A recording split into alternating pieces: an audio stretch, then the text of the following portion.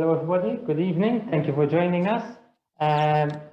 So first of all, welcome back if you joined us for the first Humanist Exchange event. And for newcomers, please like the Malta Humanist Association Facebook page, follow our events, and all the things that we've been getting up to. So first of all, I'd like to say, besides welcome, so today, well, as you know, we're going to be talking about perspectives on reproductive healthcare, and we've got our two very esteemed speakers. But first of all, maybe just to say, from our side, we also are joined by Dr. Gary De Bono, who's taking care of the social media side. So if you have any comments, any questions, or anything along the way, feel free to comment on the various places where this is being live streamed. And then at the end, we're going to try and get to as many of the questions as possible. So please join in where possible. Due to the pandemic, all events must be virtual, unfortunately, so we have to do it this way. Okay, so on to the main topic. So as we know, with the recent proposal being brought before Parliament for the decriminalisation of abortion, we started talking again about this very important topic related with healthcare and with women's rights and many other aspects that come into this topic, which we're going to get into today. And I don't say so much about this because we're going to talk at length about this as we go on. But first of all, I want to introduce our very esteemed speakers, which we have joining us here. So first of all, I'm just going to introduce them in turn. So first of all, I want to talk about Dr. Irene Shekluna over here with us. So Irene recently completed a PhD in philosophy at Cardiff University after an MA at King's College London and a BA and MA at University of Malta. She's currently a tutor at the School of English Communication and Philosophy and the School of History, Archaeology and Religion, at both of which are at Cardiff University, and her specializations are aesthetics, ethics, and with a focus on the role of feeling and non-cognitive effect in active political stances. So thank you for joining us. And our other member here, our other speaker, is Jennifer Policino Orlando, soon to be doctor, who's a PhD fellow in law at the University of Copenhagen, where she focuses on constitutional law. She took up this fellowship after almost 5 years working at the Ministry of Foreign and European Affairs in Brussels, at the permanent representative of Malta at the EU, as well as in Egypt. Her background is in political science and law. She has worked in and for a number of institutions, largely with a focus on equality and human rights, including the UK House of Commons, the European Parliament, and the UN International Criminal Tribunals. So we have two well-equipped speakers with us today. Thank you for joining us. So maybe you want to unmic. Thank you so much for inviting me and for having me. I'm really happy to be here and really chuffed actually to be invited. Yeah, thank you very much for having me. Very excited to be having this conversation. Thank you. So let's get into it. So the way this works, the way this works is that we're going to go through some questions and we're going to try and have an exchange, a discussion of some of these important topics. So to kick it off, let's start off with an opening question. So maybe. So Irene, maybe since you're unmuted, maybe we could start with you, and then maybe we could go one way and the other in that way. So how would you see abortion care being introduced in Malta? And should it only be allowed for specific reasons? What's your take? What's your opinion? So there are various reasons why a woman might want to seek abortion. The primary of which would be her physical health care, her mental health care, But many other factors are involved, including her social well-being, her economic situation, the family planning. I think ultimately these are all personal reasons, and they should be discussed with a healthcare provider, a physical healthcare provider, a doctor, and also a mental health care provider, a counselor. But these reasons should be discussed in those offices, and they should not be imposed upon by the state. Okay, thank you. Jenny, what's your take? What do you think? I absolutely agree. I think this is a woman's decision, her decision for what's best in terms of her well-being, her mental, her physical health, her economic well-being as well. There are several ways, I mean, legally to proceed with this and start trying to see the question from another angle. The first step is to decriminalise in Malta. The second step, because that would not mean the legalization of abortion, would be to put in regulation, a regulatory framework for abortion to allow for this healthcare to be provided. So yeah, that is those are the first steps. But no, there should not be any specific reasons why a woman and should be limited to or otherwise to seek an abortion. Okay, so on the other hand, so do you see any red lines coming to this? So in terms of, for instance, term limits, but there are many, depending on the country, there are many red lines which have been introduced. In the local, maybe in general, and then maybe in the local context, how do you see this playing out? For me, I think maybe I'll go first since my mic is also unmuted. I've thought about this a lot, especially when I decided to wade publicly into debate. For me, it's a question of fetal viability. It's also a question of medical exceptions that need to be kept in mind. All these things would need to be discussed with medical professionals, with civil society at large. There's a long process ahead of us to make sure that this framework, if it is ever provided in Malta, is reflexive and responsive to women's needs and women's healthcare. So in my case, if you had to ask me my own red lines currently, I think there should be a regulatory framework, because I think that would only safeguard women. It would mean that they have better access, state support. But again, this would have to be widely discussed, and I would like to see all stakeholders involved, even those who would be against abortion, to discuss what this would look like, because it's a very important discussion to have. But at the end of the day, women's needs and women's healthcare have to be kept at the core of discussions. Yes, I completely agree that there needs to be a regulatory framework. At the moment, with abortion being what it is in the criminal code, the framework is restrictive to a degree that is dangerous, actually. So yes, there should be a regulatory framework under a healthcare bill rather than in the criminal code.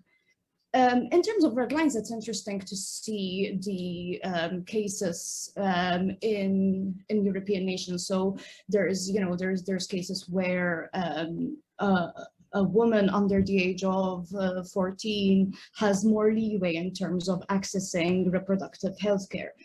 There is also cases where in criminal sexual activity and pregnancies resulting thereof, there is even more leeway. So I think, you know, there are certain provisions that need to be made for specific cases. Again, I advocate really for a case-by-case basis, and these should be discussed at the doctor's office. These are conversations that are had between a woman and her doctor. And yes, the state should not be involved in making red lines to the extent that her autonomy is impinged upon. Thank you for that. So, I mean, on that point then, and in fact, since we mentioned fetal viability, so what do we think about genetic diseases, for instance, or extra information that, you know, as technology gets better and the question of fetal viability, in a sense, goes away, you know, as technology gets better and we sort of push that line back. or even the information that we have, in terms of genetic diseases that I mentioned, but maybe in other things as well. Should this information be available, or should it make part of the decision-making process? Because it's not just yes or no, do we have abortion or not? It's there's more to it than just that. So maybe Jenny, you want to chime in there? Of course, they should be part of the discussion and put at the forefront of considerations. Again, these considerations hit women directly, and as the primary, as often more than likely being the primary caregiver, these would affect her. So of course, any genetic diseases, and as the pointer, as you said, goes further and further down. I mean, I'm 10 weeks pregnant. In a few weeks' time, I'll take a nuchal scan that will tell me whether my fetus has an abnormality or not. I mean, that's very early term in terms of also the discussions relating to fetal viability. So of course they should be. I think a pregnancy should be informed. It should allow, as Irene said, a case-by-case basis and an individualized approach to whether that pregnancy is viable for that person or not. So yes, of course, I think that genetic picture should be made available to women. It is also something that affects them directly. So yes, I do agree. Okay, Irene, what's your take on this? Yes, 100% a pregnancy should be informed. If there is information to be had about the state of the pregnancy that is being withheld from the person carrying the pregnancy, that is an ethical breach, 100%. In terms of genetic diseases, so there's a lot to be said there. First of all, even as reproductive healthcare in general, beyond abortion, at the moment in Malta, we don't do pre-implantation genetic testing, which is a very important part of reproductive healthcare, even for couples undergoing IVF, for example. This is something that is currently being discussed, but not as much as abortion, which is perhaps a bit more incendiary. But still, it is the procurement of information regarding reproductive healthcare. So that's important to say before even talking about whether there should be the right to terminate the pregnancy based on that information. So I think my position is mostly based on the choice that you have once you have that information. So there should not be any state coercion or even undue influence to either way, either to keep the pregnancy or to abort the pregnancy. The choice rests with the woman who is carrying the pregnancy, and if she so decides, the woman who will become the parent of that child.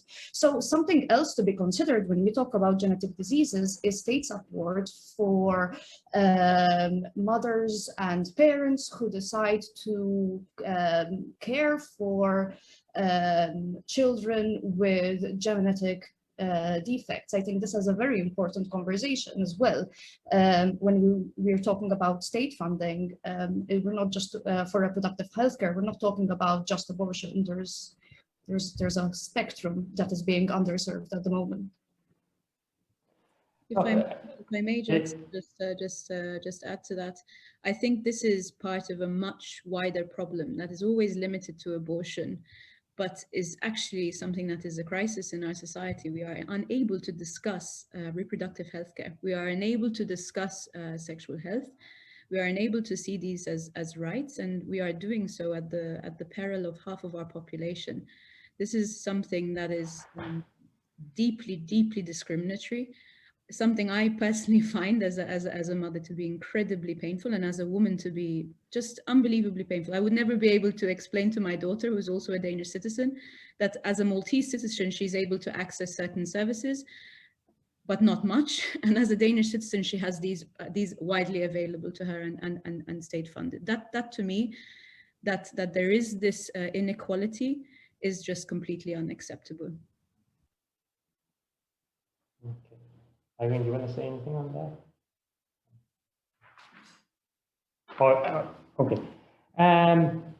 Okay, so, well, before going on, I mean, okay, so we spoke a little bit about some considerations, but then there are others which are negative.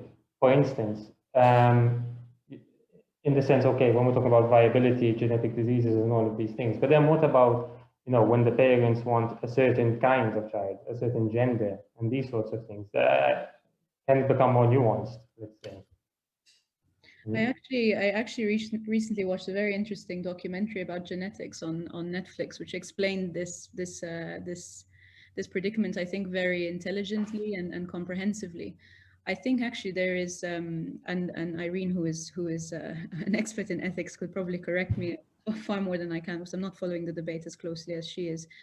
But there is a very widespread debate amongst geneticists to stop these kind of procedures that select gender, especially from actually coming through, selecting the eye color and all of this stuff. It's geneticists themselves, because of their ethical obligations, who are stopping these things from happening. I understand the reason why these things are brought into a debate about abortion, but we're not there yet. We're not even at the, you know, we're just at the starting line. Of course, these discussions should be had. They should be had by medical professionals. Again, they should be had by civil society, by all stakeholders at large. But let's not mix. Let's separate the wheat from the chaff in the debate, and try not to get lost in things that are, to me, they are hyperbole at this point in time. And they're hyperbole for reasons that even medical professionals themselves, who have been experts in the field for, you know, decades, don't even want to breach them. They broach them. They just say, no, that's it. This is not a debate that we're having. So why are we having it? And why are we using it in the abortion debate? So again, I think it's just hysterical and unnecessary, because it doesn't allow for a really informed, factual and scientific debate, which is desperately needed. Yes, using eugenics as a scaremongering in order to avoid having a reproductive healthcare reform in Malta is, I think, a well-known technique amongst people who would rather see these rights being prohibited to Maltese women. However, since it is brought up, I think, you know, there are cases where, for instance, in India, it is also known that female fetuses are more likely to be aborted. Now, what is the solution? Remove abortion from the healthcare services provided? Or think about, why is it that in that culture it is female fetuses that are more likely to be aborted?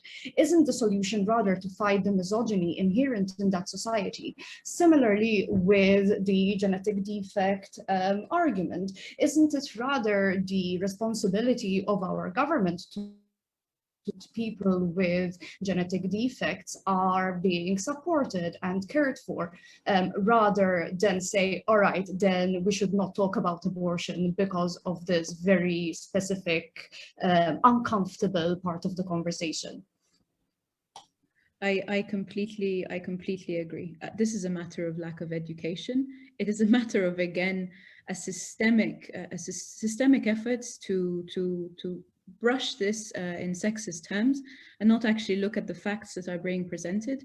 And it is a lack of education and a lack of resolve to commit to an extensive reform in our education systems that is the problem to me. That is the most frightening part of this issue, not the possibility that this might happen. I mean, yes, of course, these things are happening not just in India, also especially in China, and they have happened for decades. But again, let's not confuse things, and let's look at what's in front of us and take things step by step. But again, I mean, whatever reform there is, whatever legislation there is, whatever bill there is in place, putting abortion in place, this has to come hand in hand with education, and has to come hand in hand with support structures. It can't just be left to dangle and not have a framework around it that is supportive for women. and has widespread repercussions also on our SRHR education in Malta. Yeah.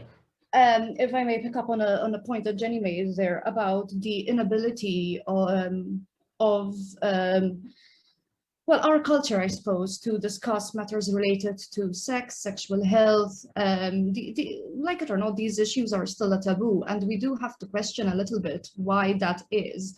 How come there is this insularity related to women's sexual autonomy? Because ultimately, even when it comes to arguments that ultimately devolve to, well, I suppose you should have thought that through before you had sex.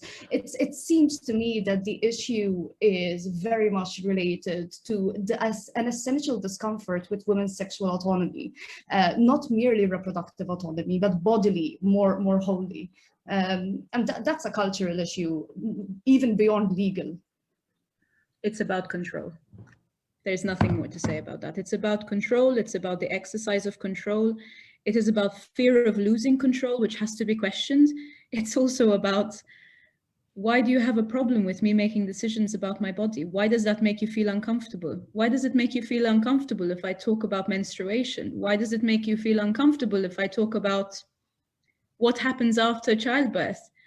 Why does it make you feel uncomfortable if I talk about my pregnancy? These are all things that have to be addressed. This is far wider than abortion. It is systemic, and it is not just present in the criminal code in the form of criminalization of abortion. It's widespread. It's civil annulment. It's little things that are not little, that amount to something that is very, very, very critical in our country. And it's at a critical state, and we're at a critical moment. If we don't do something now, we're not going to change, and we're not going to be able to address this in the appropriate manner. And no quotas in Parliament, no aesthetic changes, no cosmetic changes to the promotion of women's rights is going to get us anywhere if we don't address the systemic bias also in our legal system against women.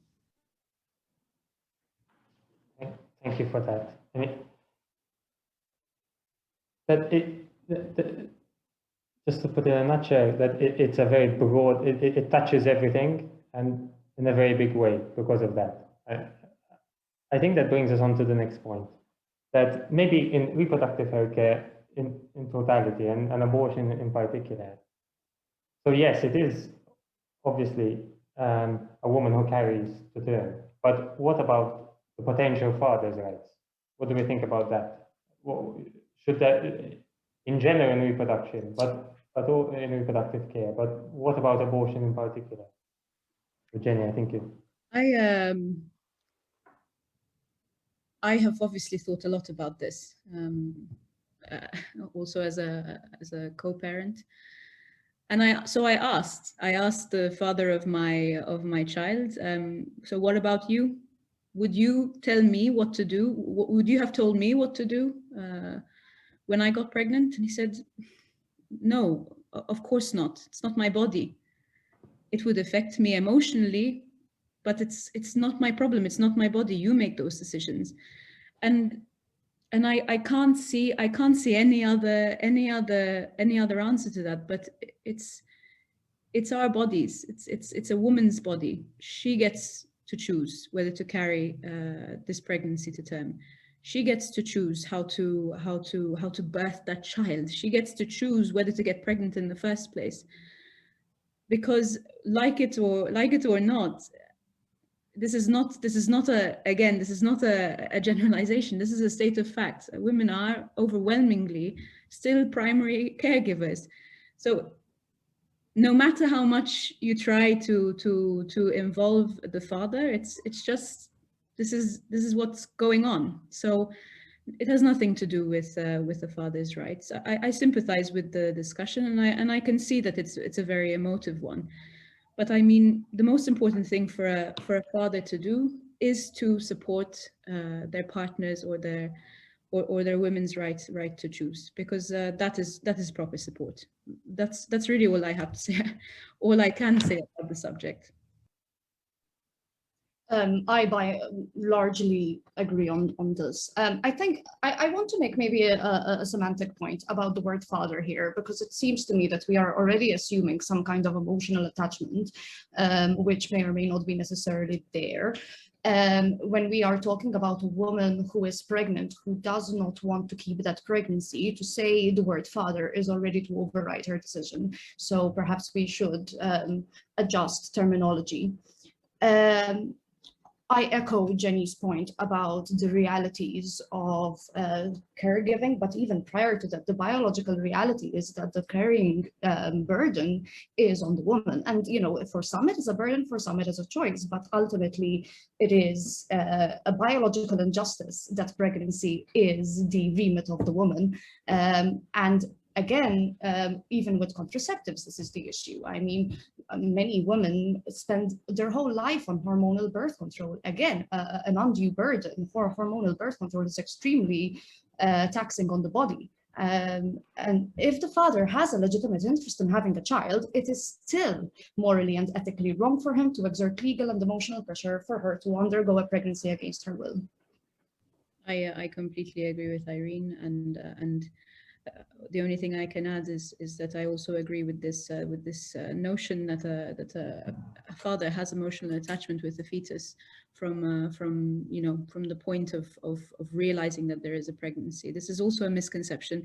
It is also a tool, and I think it personally could be used as an abusive tool to exert some emotional blackmail. I mean, what about me? You know, it's kind of like the all lives matter debate. It's just, but what about me? Yeah, but what about you? So yeah, I completely agree with Irene. Well, I think it's an important point, because as we've been saying throughout this, that the question of language, and since we're still forming these laws or still proposing these laws, that the question of language will become important, because it could very much affect the way that these things eventually come into force in Malta. And it is a question of language that we see being a fundamental problem here. It's the language of a patriarchy, essentially, that has been left to persist for decades, even centuries. That is the hangover also of history and of our colonial past, that is still existent in modern laws and still regulates our behavior even now. So yes, language is important. Also, the way we use language is something that needs to be thought about, I think, a lot more extensively in this debate and in most debates that we're having in Malta, sadly. But yes, it is a matter of language, and it is a matter of reforming the language we use and removing the discriminatory nature of it, because it is extensive and it is, at the end of the day, perpetuating a state of an equality crisis in our country. Irene, I think you want to say something. If I may, yes, I want to follow up on this language point. I think it's extremely interesting when I've been following discussions on pro-choice forums and other forums in general, that comments in Maltese, as in the Maltese language, tend to be a lot harsher and perhaps a lot less compassionate. And I think perhaps there is a point to be made there about, first of all, escaping a certain level of Facebook or other social media. What is the word here? I don't. Inclusion. Yeah, and moderation, let's say, you know, I mean, certain types of hate speech, for example, are, you know, people feel freer to say certain things in Maltese because this escapes Facebook's, you know, overarching overlord censors. But yes, I think the question of language is interesting there as well, because of a certain amount of violence that is used in language. When we call women whores, for example, there is, you know, a certain level of violence that is being done in terms of even preventing women to say to stand up for their reproductive rights. It comes at a certain cultural risk to speak freely about abortion, as evidenced by the number of anonymous posts on said groups. it also speaks volumes about where we're coming from and how far we have yet to go, when we have, you know, high-ranking members of our society, leaders in our society, glorifying this kind of language, using this kind of language, promoting it, and also sanctioning it. It doesn't say much. It doesn't say much to me as a woman if I've just spent, you know, 2 months, not just me, but hundreds of us in the chat rooms being called sluts, being called all sorts of names that I think maybe at 7 o'clock at night, perhaps with your dinner, don't bear mentioning. But this is, again, this is something that should call into question very much how we are treating this subject and how we treat women, because the language is not just being used by men, it's also being used by women. It is abusive. It's abusive both ways. And we need to know why, and we need to call into question why. Yeah, these are very important points. Okay, so maybe we can go on to the next topic, but we maybe, okay, with this, as we've been saying, so this is not a one built topic. It's not a one law and the issue goes away. There is everything, and it's not just in healthcare, it's in education, it's in many things. So on that, and this has come up in certain chat rooms, you know, with the debate going on and it being such a charged topic. So what about the question of possible medical donations linked with abortion and this whole topic? What do you, Irene, do you want to take this one off? When we are talking about medical donations, I am assuming that we are talking about the use of stem cells for research. Stem cells for research. I mean, that's the primary, I think, the primary focus of this topic. But there are other things. There are other things, yes. So it's interesting. So let's say, for example, if I wish to donate my body for medical research, the University of Malta makes sure that it has my consent, and off we go. You are considered to have contributed positively to the medical landscape, to the local medical landscape. I think similarly with regards to donation for medical research in this case, I think actually stem cell research is a very important part of medical research, and it should be seen, even let's say from an environmental point of view, you're not wasting the life. So, you know, I mean, when we talk about the gift of life, what better gift can there be than to actually ameliorate the lives of people who live now through no problem with it, as long as the consent of the woman is given clearly. And so again, there should not be any coercion by the doctor. There should not be exchange of payment here. You know, everything is above board, but I'd see no problem otherwise. Absolutely. I also stress donation and consent. Otherwise, I mean, this is in most countries, if not all, medical donation of fetal tissue is not just common, it's also legal. It's also an option that should be on the table, of course. I mean, we talk about, it's just very funny. We talk about being, as pro-life arguments come up with, you know, reducing the need also for abortion. These kind of things could improve research into spina bifida, ALS, sickle cell, which could reduce the need in the future to actually use a medical exception, for instance, to have an abortion, a late-term abortion. So whatever that means, because I don't agree with the term late-term abortion, because that is non-existent, but a late-term abortion in the way it is used. That brings us back to the question of language as a weapon. But yes, language as a weapon, and also the use of the words pro-choice, the use of the words pro-abortion, the use of the words pro-life. I find them very difficult, and I also find them very very incendiary, because and they are meant to be, right? That's why they're almost put there to a certain extent. They're meant to categorize us, and they're meant to provide labels so that we can neatly be put under a manageable category, which is again, it does nothing for the complexity of the debate. So for me, this is a discussion on donation of fetal tissue. This is a discussion that has to be dictated by science and not moralism. And again, it should be a woman's choice what to do with the fetal tissue.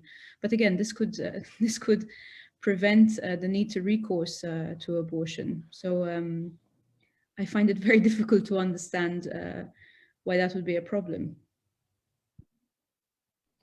Just to bring us back also, while we discuss the nitty-gritty and the small, not small, the very niche corners of the debate, we should remember that abortion is illegal in all cases in Malta. So we are not talking about donation of fetal tissue at the moment. At the moment, we're talking about abortion being illegal in each and every case for women and for healthcare providers. There is a jail sentence attached to abortion. I mean, we fetal donation right now, the priority is to remove abortion from that criminal code.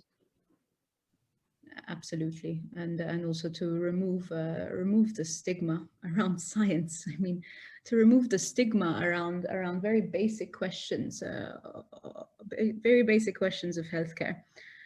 So yes, we always, it's good to sometimes come back to the starting point, which is this is illegal, 100%. It's really great that we're having this discussion, but even the fact that we've gotten to a point that in 2021, it's a struggle to even have this discussion, that is frightening to me.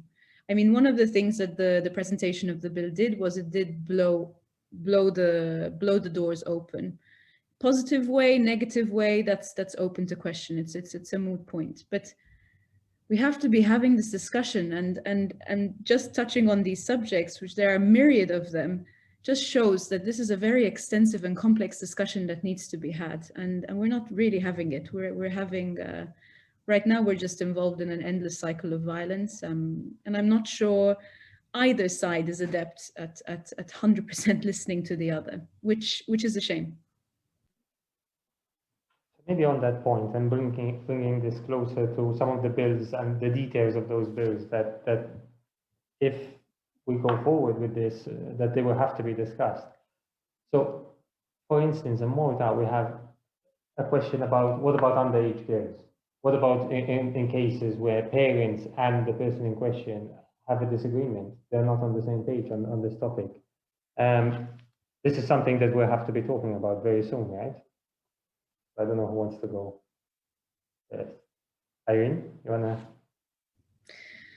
Another really interesting question and a difficult discussion to be had. But again, I think I go back to what I've been saying since the beginning. This is a discussion that needs to be had amongst professionals.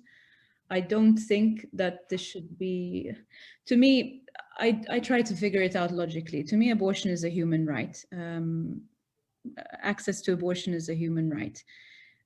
Abortion is healthcare. Children are human beings, therefore they should have the right to access to healthcare, and therefore they should be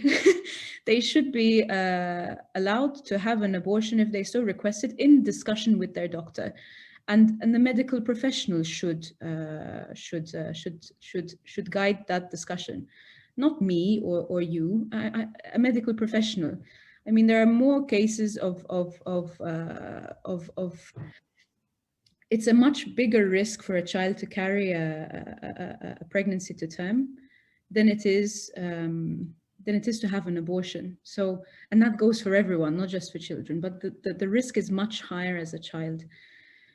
So yeah, the reality is also that Malta has the highest teen birth rate in Southern Europe, some of the highest in Europe overall, and also in the world. So this is also linked to a fundamental issue about education, about stigma, about contraceptives, about the removal of that stigma, about detection and prevention of sexual assault. I mean, we just had a recent report that showed us startling statistics that there is at least reported one sexual assault happening to a child a week.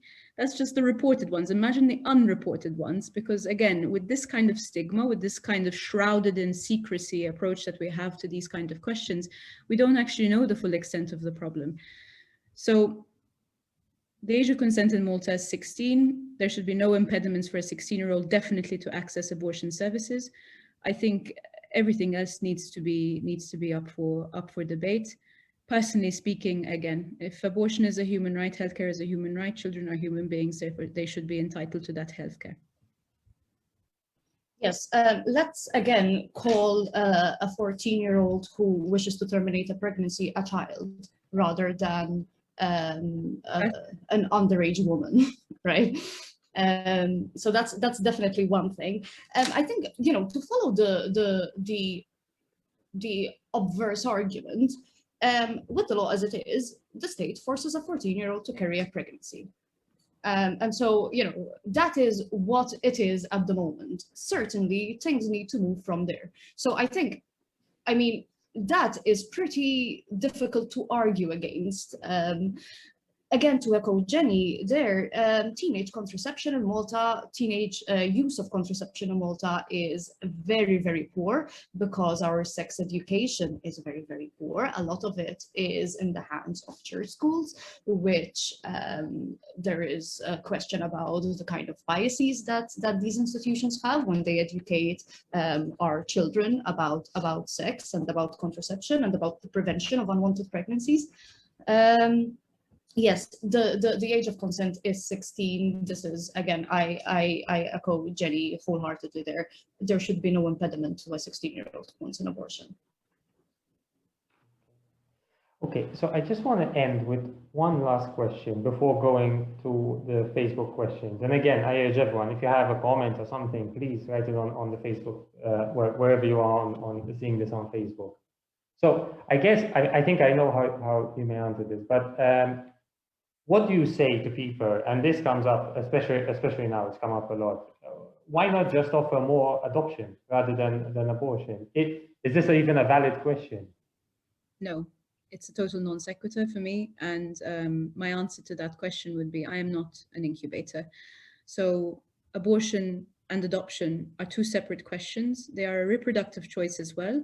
Less and less and less women have historically, I was looking at statistics in US statistics, have chosen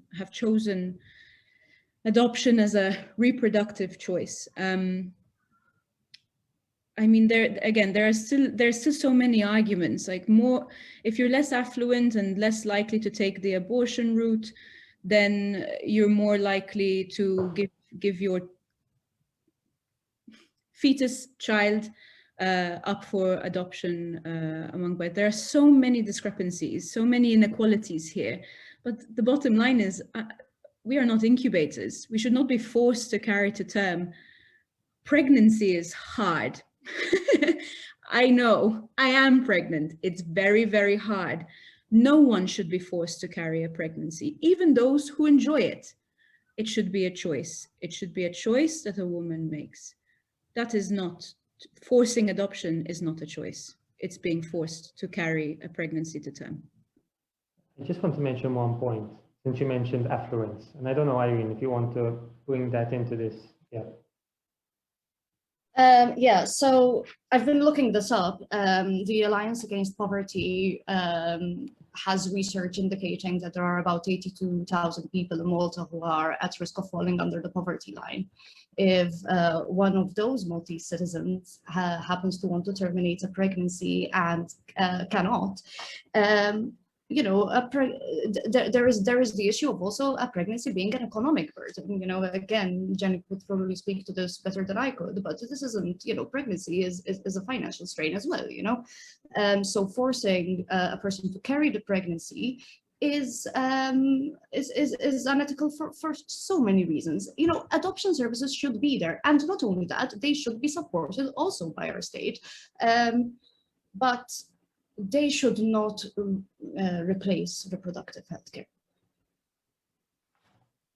Thank you for that. Okay, so let's open this up a little bit to some of the many comments and some of the discussion going on Facebook. So we have Gail with us. Yeah, Gail, do you want to unmute?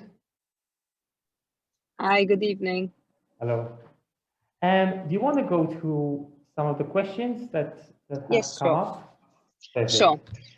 So the first the first is a comment by Paul, who said, abortion is an emotionally charged topic, and that makes people more irrational in discussion. I think that there is a lack of trust that the other side will be honest in the discussion. These are stumbling blocks in the discussion itself.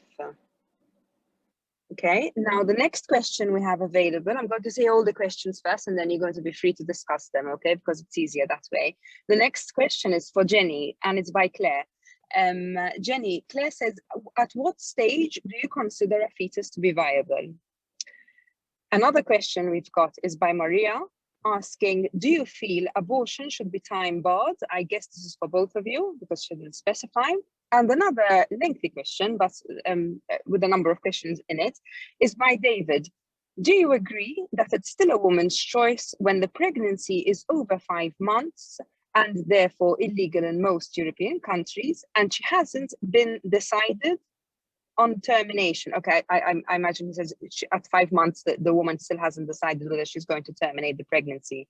And she travels to UK where they can abort at up to 6 months. Do you still think that the father may be emotionally unattached at that point? Does he have the right to protect a possibly viable fetus? And what about his emotional trauma? Those are our questions for you this evening. Thanks so much. Thank you. So, Jenny, do you want to go first, since some of them were... Do we go 1, 2, 3, 4, or do we take one and discuss? What would you like to? Well, I think if you could try and touch on the questions a little bit on all of them, maybe we'll continue with the discussion. I think that's... I typed them down, but I'm not the fastest typer. So if I miss something, please feel free to ask it again. I'm happy. Yes. I'm happy to oblige. I totally agree that emotionally this is a very charged topic. But at the end of the day, this shouldn't be about emotions. It should be about science. It should be about facts. It should be about rights. And again, of course, this is emotionally charged, but it's also the reasons why this is emotionally charged should be questioned. It should be, why is this debate so emotionally charged? And who is it emotionally charged for?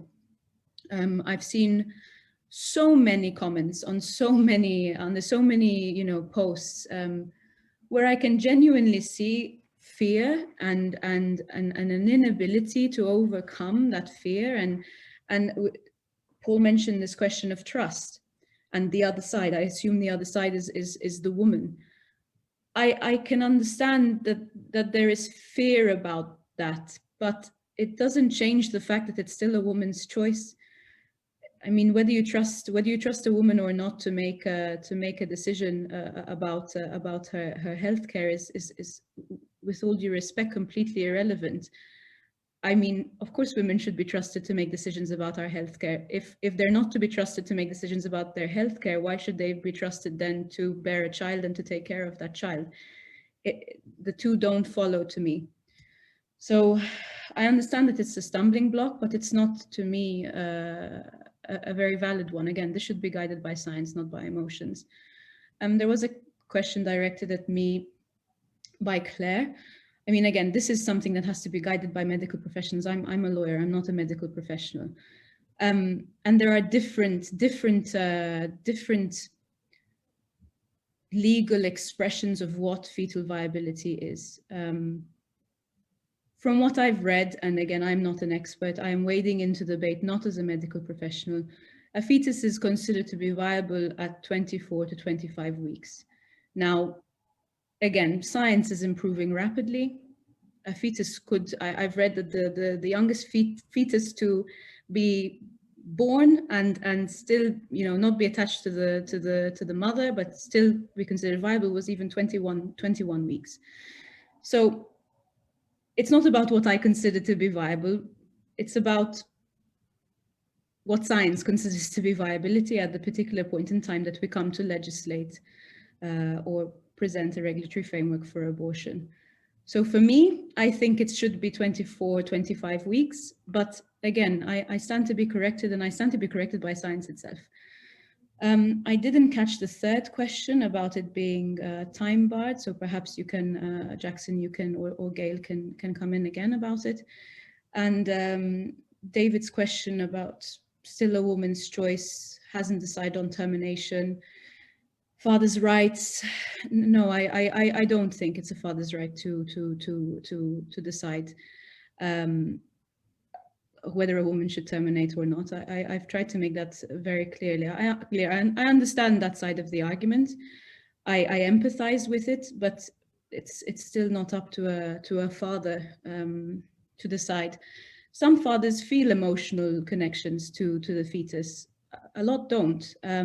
There are books written about this. There are books, telling, fathers who are going to be fathers about warning them that they may not feel any emotional connection until they meet the child. And sometimes even when they meet the child, they don't feel any emotional connection to the child. Sometimes mothers don't, and that's also perfectly okay.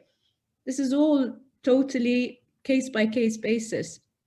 Again, I understand that there is an issue of fathers feeling like they're having that right taken away from them, but it's this kind of whataboutism doesn't help the debate, and it distracts from a fundamental issue, which is women in Malta are not able to make these choices for themselves, and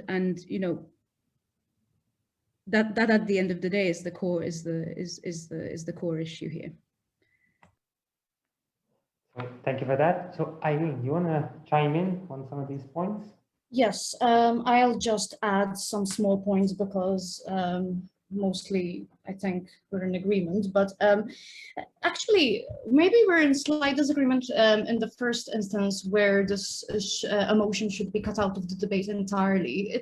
I don't think that this is only a matter of science. I think that emotion is an important part of the debate. I think oftentimes when people say that emotion should be left out, I mean, this is a patriarchal tool at the end of the day. Don't be emotional, that kind of thing. Yes, I am emotional because this is my body that you're regulating, and far be it from my anger to be used against me in this one instance.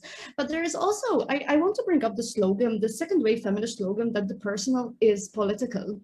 And indeed, I mean, this is it's not anecdotal, it's not emotional, it's not personal, i.e. irrelevant. This is important on the political landscape. These emotions are important on the political landscape. So I think I would just say that is my only sort of minor point of disagreement. What else? Regarding the time-barred abortion, I think because science is improving rapidly and the viability is also a movable constraint, it makes this time barring rather arbitrary when it all comes down to it. I think perhaps in this, what I want to say there is that vagueness is perhaps a virtue, in the sense that these, again, it should be a discussion between the woman and her doctor, and it's not merely about viability. Again, it's about the willingness of the woman to carry the pregnancy. It's about all these things that should be discussed with the counsellor.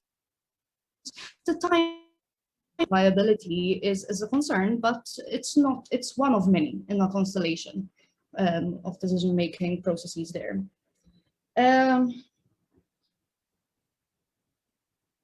The woman who is over 5 months pregnant and wants to terminate her pregnancy, I want to say the pregnancy ought to be consensual at all stages. That is a final, we want to talk about red lines. Forcing a woman to continue a pregnancy that she does not want to continue is bodily violence, and we cannot allow this to happen. Agree, it's complete abuse. There's no other word for it. It's violence and it's abuse. And I wanted to add to what Irene said about the time barring. In all situations, if there is a medical exception involved, I don't believe there should ever be a time bar. I don't believe a woman should have to give birth to a stillborn child. I don't believe that women who find out very, very late in the day that their child is just not going to, that their fetus is just not going to make it, should be forced, as is happening now, to birth a dead fetus. This has nothing to do with life. This is a dead fetus. It is non-existent. I don't believe that these things are right, and I don't believe that there should be any time barring on medical exceptions. As Irene said, viability is changing rapidly. What I believe is viability is also, I mean, dictated by what the scientific community says at the time. All these discussions should be guided by the medical professional, and should also be consensual, 100%. I think we can agree on, I think we have agreement on that. Okay, so since we have a little bit of time left, maybe we can go to closing remarks, but also, so I have one point that I didn't manage to get to earlier. So maybe we could have closing remarks and touch on this point, because we've spoken a little bit about affluence and accessibility and how these are linked together. And maybe we could also talk a little bit about the next step. So if we decriminalize this kind of reproductive health care, what's the next step? So would we have taxpayer-funded abortion clinics? Would this be only accessible to rich people? I don't know who wants to go first. Socialized healthcare is a star of state. Yes, it should be state funded. Healthcare is a priority at the end of the day. And again, this kind of reproductive healthcare, but also many others which are currently not state funded, but are volunteer led, and thank goodness for those volunteers. But they ought to be paid for the work that they're doing, because they're doing valuable work that the state just isn't investing in. Yes, abortion should be state funded. 100%. And the tragedy of this situation is that even if in the current situation we are forcing women to carry to term a pregnancy, we are also not supporting them when that pregnancy comes to term and they actually give birth. So there's no access to, no comprehensive access to maternal care.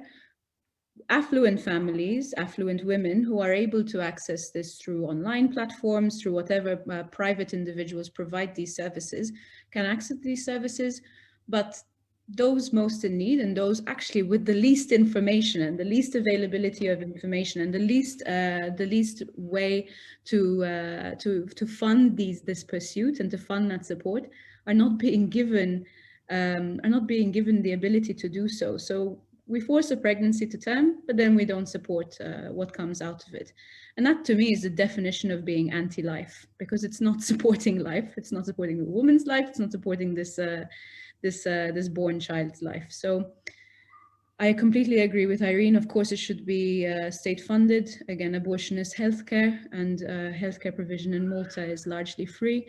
And therefore, if everyone should be able to access basic healthcare services in Malta. I think it's incredibly saddening that we have to recur to NGOs and charities for this kind of care. I mean, even if a woman in Malta wants the coil, for example, that is against private payment, something like 180 euros.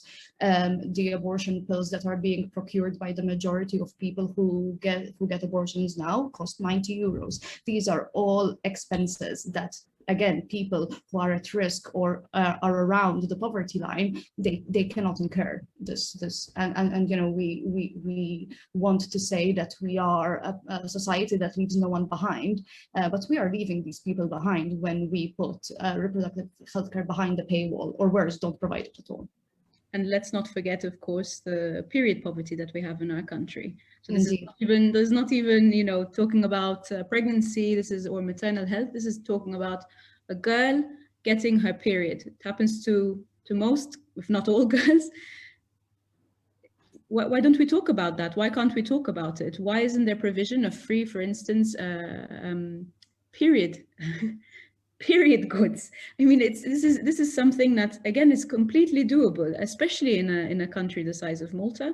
It is something that is not even discussed. It's very sad. It's very sad to see. So yeah, this distinction on the grounds of economic ability also to carry a pregnancy and also to support a child is something that has to be discussed around abortion. I mean, you mentioned, Jackson, at the beginning when you asked the question, you know, decriminalization is not legalization. There are several steps that need to be taken before there is legalization or before there is a regulatory framework around abortion. This should mimic all other healthcare bills that have been put forward. They need to be discussed extensively in our parliament. Several attempts have been made to discuss sexual reproductive health rights in our parliament in the last 2 months. Several of these, all of them were shut down immediately. So we can't discuss abortion, one thing, already pretty grievous, but to not have the ability in our parliament, in an elected parliament, to discuss sexual reproductive health rights, contraceptives, education, maternal health, all of these things, prevention of sexual assault, these are all things that are not being discussed in our parliament. This is a crisis. There is no other word for it. Again, the fear is that the reason why these conversations are always stalled is because there is the assumption that they reflect the unwillingness of the electorate to discuss said issues, and whether that is the case or not. And I suspect that it, you know,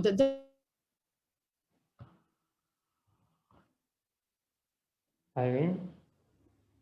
I think we of have the politicians we choose to Irene. represent us, to represent all genders. Irene, you cut off a little bit at the middle. I don't know. I'm just saying that it is the obligation of the politicians we choose to represent us, all genders, you know, irrespective of whether that cultural taboo exists or not.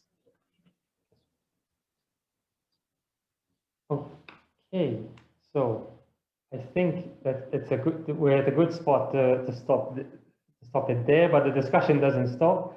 So first of all, thank you to both speakers. Thank you for taking part in this, making the Humanist Association, for helping the Humanist Association have these nice events in the first place, and for opening up some of the nuances of this conversation. But the conversation doesn't stop here, so please continue on comments and on Facebook, and let's continue the discussion as much as possible. And everyone, please like our Facebook page and follow all the events and all the other initiatives we have that are going on. And again, thank you to both speakers. So thanks for being here. Thank you very much. Thank you.